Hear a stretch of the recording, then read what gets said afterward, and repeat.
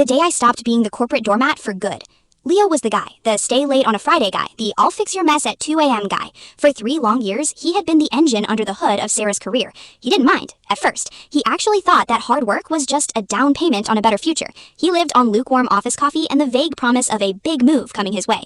Sarah was the creative director, but Leo was the one actually creating. He wrote her pitches, he polished her decks, he even ghost wrote her thought leadership posts on LinkedIn. Last month, when his mother had surgery, Leo worked from the hospital waiting room. He was literally typing away while the monitors beeped in the background.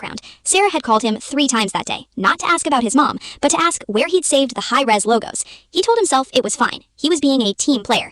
Then came the Miller account. This was the big one, the kind of contract that puts a firm on the map. Leo spent 2 weeks barely sleeping. He missed his best friend's wedding to nail the final presentation. He poured everything into those slides. Every color choice, every tagline was his. On Tuesday morning, the boardroom was packed. The big bosses were all there, looking sharp in their expensive suits. Sarah stood at the head of the table. She opened Leo's file and began to speak. She didn't just present the work, she claimed it. She used words like my vision and the concept I developed over the weekend. Leo sat in the corner, holding a stack of handouts like a glorified intern. When the CEO stood up to applaud, Sarah just beamed. She didn't even look his way.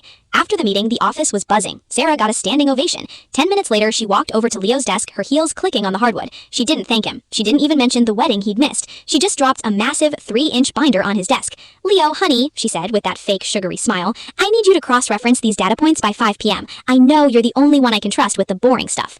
Something inside Leo snapped. It wasn't a loud explosion. It was a cold, quiet realization. He looked at the binder. He looked at Sarah's designer shoes. Then he looked at his own reflection in his computer screen. He looked exhausted. He looked used. He didn't get angry. He didn't yell. He just stopped. Actually, Sarah, he said, his voice steady as a rock, I think you should handle the boring stuff yourself. After all, it's your vision, right?